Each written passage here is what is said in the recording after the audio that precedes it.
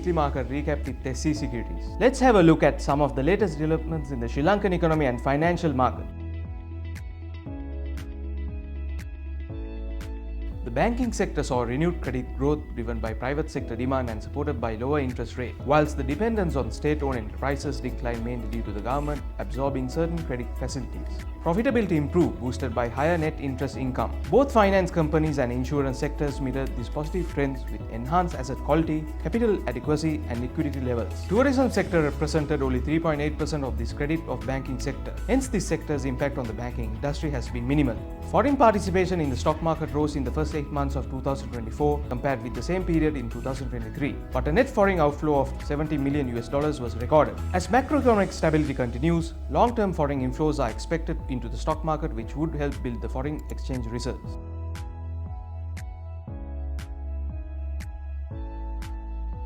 Sri Lanka's economy is showing encouraging signs of recovery as macroeconomic stability gradually improves, supported by declining interest rates and inflation. Meanwhile, the financial sector's exposure towards the public enterprises is showing signs of correction and tilting more towards the private sector. Fiscal performance has been strong in 2024, driven by effective revenue-based consolidation measures, although future financial needs to be managed well. The successful completion of debt restructuring efforts has boosted investor confidence. Despite challenges like elevated non-performing loans and rigidities in the labour market, the financial sector's resilience is improving with better liquidity, capital adequacy and profitability. Going forward, the financial system is expected to strengthen further as macroeconomic stability advances.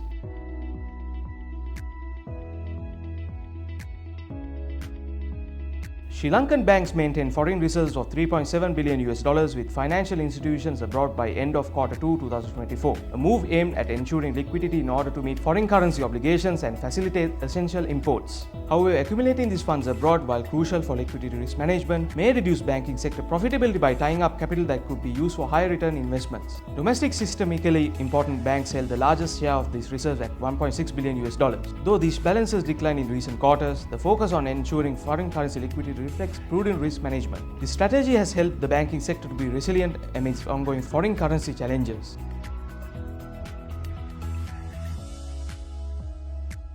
Since April 2022, the Sri Lanka's banking sector, including the central bank, has repaid debt and built reserve totaling $7.39 billion. Since April 2022, the country selectively defaulted on bilateral and commercial debt but continued to repay multilateral loans. The central bank has raised interest rates significantly since April 2022 to tackle inflation, which enables corrections to take place in domestic economy and external sector.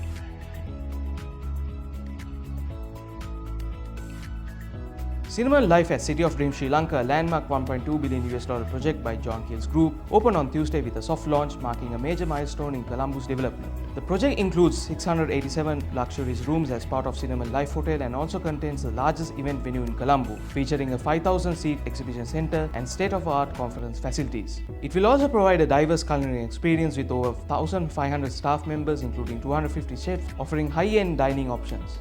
Once fully operational, the development is expected to create over 20,000 direct and indirect jobs. The complex also houses museum-grade artworks by renowned Sri Lankan artists, celebrating the country's rich artistic heritage. Future expansions, including a shopping mall, gaming facility, and the ultra-luxury 113-key Nuwa Hotel, all of which are scheduled to open in mid-2025. Positioned as a game-changer for Sri Lanka's tourism industry, Cinnamon Life aims to attract global MICE events and serve as a premier destination for businesses, leisure, and entertainment. Chairperson Krishan Balarendra highlighted the project's transformational potential for the group and the country, calling it a catalyst for tourism and demand and foreign exchange earnings. Strategically located in the heart of Colombo, it is set to become a cultural hub for entertainment, art, music, fashion, and gastronomy.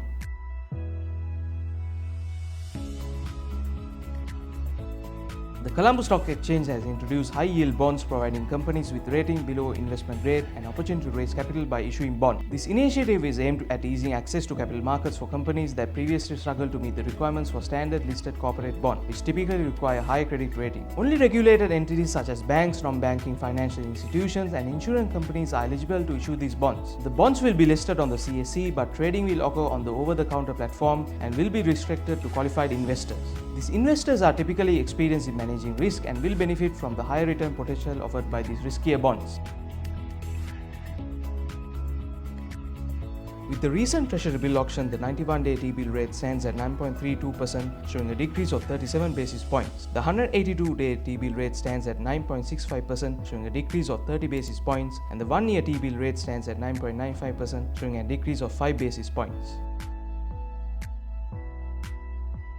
CIC closing at 74.80 on Wednesday is currently testing its support level at 74.7, having its recent highest high at 84.4 on the 13th May and the recent lowest low, which was on the 11th September. Given that it's ranging in the Fibonacci golden zone between 50% and 61.8%, trend will be seen once it exceeds that range. The MACD line is over the signal line and the stochastic RSI is oversold. Thank you for watching, and we'll be back next week.